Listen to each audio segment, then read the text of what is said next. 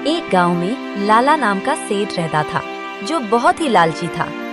गरीब किसानों को बहला फुसलाकर ठेके पर खेत में काम करवाता था और बाद में उनके सामने तरह तरह की शर्तें रखकर उनकी जमीन पर कब्जा कर लेता था। देखो चमन, ये गरीब किसान भी बड़े अजीब होते हैं। जानवरों की तरह दिन रात मेहनत करते रहते हैं और बदले में 2 वक्त की रोटी के लिए तरसते हैं। और मुझे देखो, मुझ जैसा मालिक बस बैठे बैठे हुक्म चलाता है और सारी फसल मेरी हो जाती है। सच कहते हैं सेठ जी, पूरा गांव आपकी मुट्ठी में है। इनकी मेहनत का फायदा उठाना आपसे बेहतर और कोई नहीं जानता।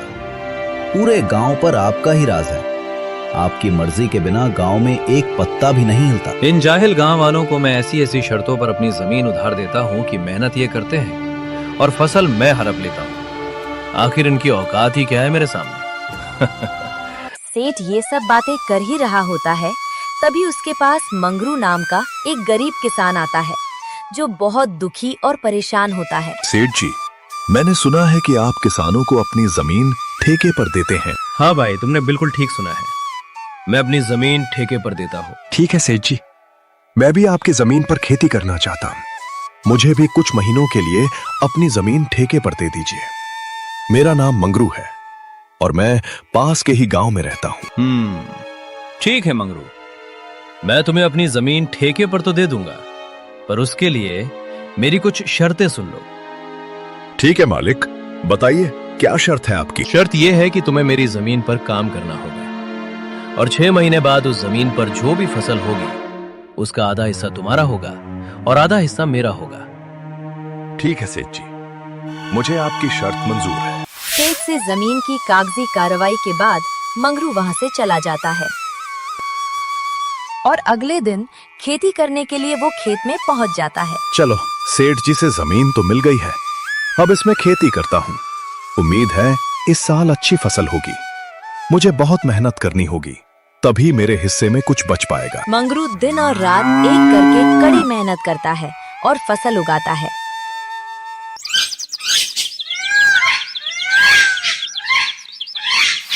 कुछ महीनों बाद खेतों में फसल लहलहाने लगती है। मंगरू अब उस फसल की कटाई भी शुरू कर देता है। चलो भाई, इस साल तो बहुत अच्छी फसल हुई है। अगर आज ये फसल सेठ ले जाएगा तो कुछ हिस्सा मेरे भाग में आ ही जाएगा। उससे मेरा घर कुछ दिनों तक चल जाएगा। मंगरू की फसल की कटाई की बात सेठ लाला के कानों तक पहुंची। अरे सेठ जी, सुनते हो क्या? मैंने सुना है आज मंगरू अपनी फसल की कटाई कर रहा है। इस बार मंगरू की फसल बहुत अच्छी हुई है। क्या क्या सच में?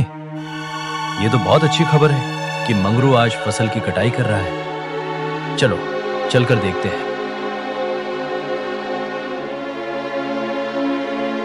अरे मंगरू, फसल तैयार हो गई है क्या? इस बार तो तुम्हारी फसल काफी अच्छी लग रही है। हाँ सेठ जी, इस बार मैंने गेहूं की फसल लगाई है। बहुत मेहनत करने के बाद ही इतनी अच्छी फसल हुई है। अब तो मैंने कटाई भी कर दी है। अरे तेरी मेहनत से कुछ नहीं हुआ है, ये तो मेरी उपजाऊ जमीन का कमाल है। तुम्हारी मेहनत हो या ना हो, फसल तो होगी। सेठ जी, खेत भले ही उपजाऊ हो, लेकिन वहां मेहनत नहीं होगी तो फसल कैसे होगी? मैंने दिन रात एक करके इस खेत पर मेहनत की है। ज्यादा मत बोल मंगरू, मेहनत तो किराए के मजदूर भी करते हैं। असली कमाई का हकदार वही है जिसकी जमीन है। मेरी शर्त के मुताबिक अब जल्दी से मेरे हिस्से की आधी फसल निकाल, ताकि मैं यहाँ से चलूं। मुझे अभी बहुत काम है, तेरी वजह से मेरा काफी नुकसान हो रहा है। अब जल्दी कर। ये कहकर सेठ मंगरू से सारी फसल ले जाता है और मंगरू के लिए केवल 2-3 बोरी ही छोड़ देता है। ये देखकर मंगरू उदास हो जाता है। हे कान्हा, इतनी मेहनत करने के बाद बस इतनी सी फसल मेरे हिस्से में आई है। धिक्कार है ऐसी मेहनत और जिंदगी पर। आखिर कब तक दूसरों के इशारों पर नाचता रहूंगा? हे कान्हा, कब मेरी अपनी जमीन होगी? मंगरू इसी तरह अपनी जिंदगी काट रहा था। कुछ महीनों बाद मंगरू का बेटा, जो शहर अपनी पढ़ाई पूरी करने के लिए गया था, वो वापस गांव आ जाता है। गांव आने पर जब उसने घर का नजारा देखा तो उसे बहुत दुख हुआ। पिताजी, हमारे घर और गांव का ये हाल क्यों है?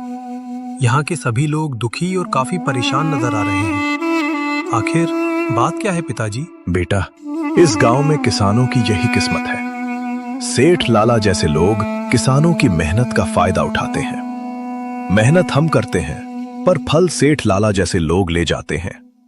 हमारे पास ना अपनी जमीन है ना अधिकार, बस मेहनत करते हैं और भूखे मरते हैं। किसानों की यही परिस्थिति देखकर विशाल बहुत दुखी हो जाता है और गुस्से में आ जाता है। पिताजी, अब आप चिंता मत कीजिए। अब यह अन्याय और नहीं चलेगा। आज मैं खेती करूंगा और उस लालची लाला को उसी की शर्तों से उसकी चालाकी का जवाब दूंगा। अगले ही दिन विशाल सेठ लाला के घर पहुंच जाता है। कहो विशाल, क्या बात है? सेठ जी, पिताजी की जगह इस बार मैं खेती करूंगा। मुझे ठेके पर कुछ जमीन चाहिए। क्या बात है भाई, क्या बात है? अब तुम खेती करोगे? जाओ भी। अभी तुम्हारे अंदर इतना भी दम नहीं है बच्चे। पढ़े लिखे लड़के खेती करने के मामले में गधे साबित होते हैं। नहीं सेठ जी, आप ऐसा मत बोलिए। मैं पढ़ा लिखा जरूर हूँ, पर हूँ तो एक गरीब किसान का बेटा ही ना। खेती करना मेरा धर्म है। चल ठीक है, मान लेता हूँ। वैसे भी आजकल कामकाज क्या रह गया है? सभी लोग पढ़ लिख कर ऐसे ही बेरोजगार घूम रहे हैं और अंत में मजदूरी ही करते हैं। आपका बहुत बहुत धन्यवाद सेठ जी। अरे धन्यवाद बाद में दे देना, पहले तुम मेरे नियम और शर्तें तो सुन लो बच्चे। क्या शर्त है सेठ जी, बताइए। ये तो बच्चा है। इस बार इसे ऐसी शर्त बताऊंगा कि इसकी सारी फसल मेरी हो जाएगी। वैसे भी इसका पिता मंगरू गेहूं की फसल लगाता है, तो ये बेवकूफ भी गेहूं ही लगाएगा। अच्छा विशाल सुनो, तुम जो भी फसल लगाओगे उसका आधा मैं रखूंगा और आधा तुम रखोगे, लेकिन ऊपर का हिस्सा मैं रखूंगा और नीचे का हिस्सा तुम्हारा होगा। अगर मेरी ये शर्त मंजूर है तो बोलो। ठीक है सेठ जी, मुझे आपकी शर्त मंजूर है। अब ऐसा ही होगा। अगले ही दिन से विशाल खेतों पर काम करना शुरू कर देता है। विशाल ने गेहूं के बदले गाजर की फसल लगाई।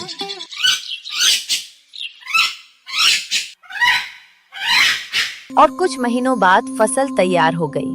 अब विशाल अपने खेतों से गाजर निकालने लगा। फसल की खबर सुनते ही सेठ लाला विशाल के पास पहुंच जाता है। अरे विशाल, शर्त याद है ना तुम्हें?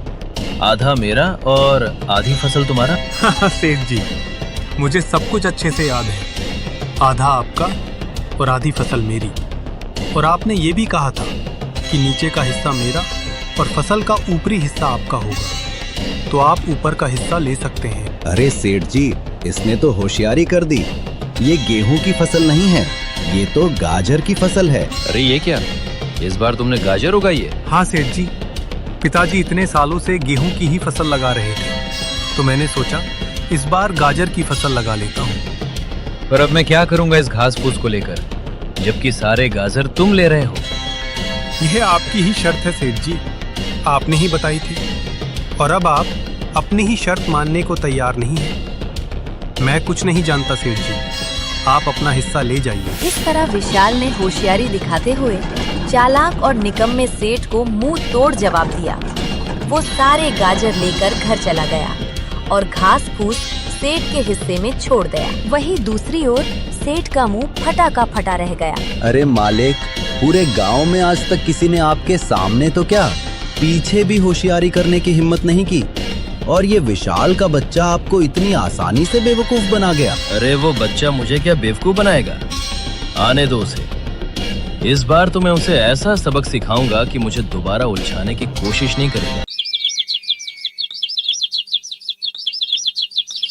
कुछ दिन के बाद विशाल दोबारा सेठ के घर आता है। कैसे हो सेठ जी? कहो बच्चे, इस बार क्या चाहिए तुम्हें? आपकी जमीन वापस ठेके पर चाहिए सेठ जी। तो मेरी इस बार की भी शर्त सुन लो बच्चे। इस बार तेरी कोई चालाकी नहीं चलेगी। इस बार फसल का नीचे का हिस्सा मैं लूंगा और ऊपर का हिस्सा तेरा होगा। बताओ, तुम्हें मेरी ये शर्त मंजूर है? मुझे मंजूर है सेठ जी। इस बार ऊपर का भाग मेरा ही होगा। इस तरह विशाल सेठ से बात करने के बाद घर आ जाता है और इस बार दोबारा खेती करने की तैयारी में लग जाता है। विशाल इस बार गेहूं की फसल लगाता है।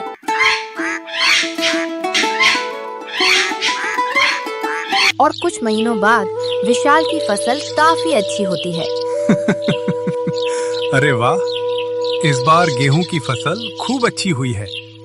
आने दो उस चालाक सेठ को, इस बार उसे अच्छे से मजा चखाऊंगा। कुछ दिन बाद सेठ विशाल के पास आता है। जैसे ही सेठ गेहूं के खेत के पास पहुंचा, ये सब देखकर वो पूरी तरह से हैरान और गुस्से से पागल सा हो गया। अरे ये क्या? इस विशाल के बच्चे ने तो इस बार गेहूं की फसल लगाई है। ये लड़का जितना मैं सोच रहा था उससे कहीं ज्यादा चालाक निकला। इसका कुछ तो करना पड़ेगा। प्रणाम सेठ जी, कैसे हैं आप? देखिए सेठ जी, इस बार मैंने गेहूं की खेती की है और आपकी शर्त के मुताबिक इस फसल का ऊपर का हिस्सा मेरा होगा और निचला हिस्सा आपका होगा। इस तरह विशाल ने अपनी होशियारी से सेठ लाला को दोबारा बेवकूफ बना लिया और सेठ का फिर से पौपट हो गया। ये सब देखकर सेठ को काफी गुस्सा आया। अरे मालिक, इस बच्चे का दिमाग तो देखिए। आप जैसे इतने बड़े चालबाज को इसने फिर से बेवकूफ बना दिया। तुम एकदम सही कह रहे हो चमन। मैं उसे बच्चा ही समझ रहा था और उस बच्चे ने तो मुझे बेवकूफ ही बना दिया। आने दो, इस बार मैं उसे बताता हूँ कि सेठ लाला किसे कहते हैं। विशाल ने गेहूं की कटाई की और सारी फसल अपने घर ले आया। उस फसल का कुछ हिस्सा गांव के जरूरतमंद लोगों में बांट दिया। विशाल और उसका पिता मंगरू दोनों ही बहुत खुश थे। कुछ दिनों बाद फिर से फसल उगाने का समय आया। चलो, आज उस चालाक सेठ से दोबारा मुलाकात करता हूँ और इस साल भी ठेके पर जमीन लेकर फसल उगाता हूँ। देखता हूँ इस बार शर्त में कौन सी कुटिल चाल चलता है। इस तरह विशाल उस चालाक सेठ के पास फिर से पहुंच जाता है।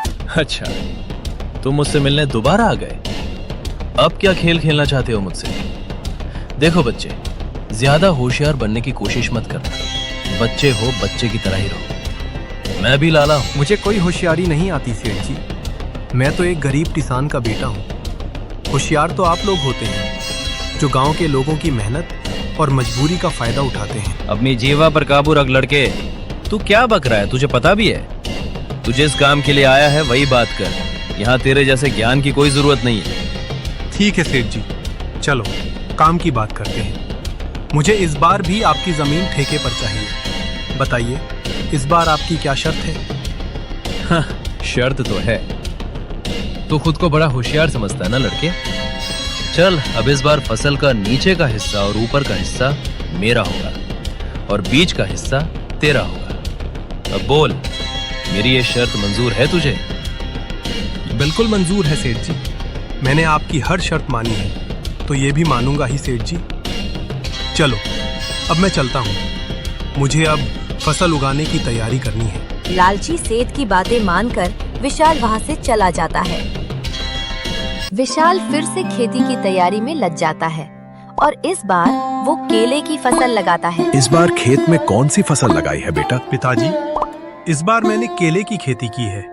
फसल काफी अच्छी हुई है। इस बार भी मुनाफा अच्छा होगा पिताजी। बहुत अच्छी बात है बेटा। तुम ऐसे ही मेहनत करते रहो। मेहनत और समझदारी साथ हो तो कोई भी चालाकी ज्यादा दिन नहीं चलती। कुछ दिनों बाद चालाक सेठ और चमन दोनों दोबारा विशाल के पास आने लगे। सेठ जी, इस बार विशाल का दिमाग चकरा जाएगा। इस बार आपने बहुत ही बढ़िया शर्त रखी है। फसल का ऊपर का हिस्सा भी आपका और फसल का नीचे का हिस्सा भी आपका। बिल्कुल सही कहा चमन। इस बार मैंने अपने दिमाग का अच्छे से इस्तेमाल किया है। ऐसा तीर छोड़ा है जिससे उस बच्चे विशाल के लिए बचना बहुत मुश्किल है। अब देखता हूँ इस बार वो विशाल का बच्चा कैसे बचता है। इस तरह दोनों बातें करते हुए खेत के पास पहुंच जाते हैं और जैसे ही वे खेत पर पहुंचते हैं, सेठ जी, ये विशाल तो आपकी सोच का भी बाप निकला। जरा देखिए, इस बार कौन सी फसल लगाई है? अरे ये क्या? ये तो केले की फसल है। अब बताओ भला, ऊपर का और नीचे का हिस्सा मेरा होगा और बीच का हिस्सा उस विशाल के बच्चे का होगा। मतलब मेरे हिस्से में इस बार भी घास फूसी आएगी। मैं इस बार भी बेवकूफ बन गया। मान गए इस किसान के बच्चे के दिमाग को। अरे आइए आइए सेठ जी, कैसे हो आप? वैसे आप दोनों क्या चर्चा कर रहे हो? जरा मुझे भी बताइए। अच्छा बच्चू, उल्टा चोर कोतवाल को डांटे। तुमने मुझे इस बार भी बेवकूफ बना दिया। मैं भला आपको क्या बेवकूफ बनाऊंगा सेठ जी? आप तो पूरे गांव को बेवकूफ बनाते हो। देखिए सेठ जी, इस बार मैंने केले की फसल लगाई है और आपकी शर्त के मुताबिक फसल का ऊपर और नीचे का हिस्सा आपका होगा और बीच का हिस्सा मेरा। अबे ओए किसान के बच्चे, सेठ जी को ज्यादा होशियारी दिखाने की हिम्मत मत करना। बेईमानी और धोखाधड़ी में वो सबके बाप हैं बाप। ये खेत भी हमारा है और फसल भी हमारी है। अरे ओए चमन, चिल्लाने की जरूरत नहीं है। शायद ये हमारी ही करनी का फल है। मैंने भोले भाले किसानों को बहुत ठगा है। आज पहली बार किसी ने हमसे लड़ने की हिम्मत की है और इस लड़के ने मेरी आंखें खोल दी हैं। मुझे समझ आ गई, अब से किसी भी किसान को मैं कभी परेशान नहीं करूंगा और सबकी मेहनत का बराबर पैसा दूंगा। जितने भी किसानों की जमीन मेरे पास गिरवी है, मैं वो सब वापस कर दूंगा। सेठ जी, आपने बहुत अच्छी बात कही है। एक किसान बहुत मेहनत करता है अपने लिए, अपने परिवार के लिए। वो ना तो अच्छे कपड़े पहन पाता है और ना ही चैन से रोटी खा पाता है। दिन रात दूसरों का पेट भरने के लिए वो अपना पेट जलाकर काम करता है। ऐसे में उन्हें तरसाना ठीक नहीं है। इन किसानों की मेहनत का हक तो इन्हें मिलना ही चाहिए। इस तरह विशाल ने अपनी मेहनत और चतुराई से उस लालची सेठ को सही रास्ते पर ला दिया। उसके बाद सेठ ने जिन लोगों की जमीन ली थी, वो सबकी जमीन और पैसे वापस कर दिए।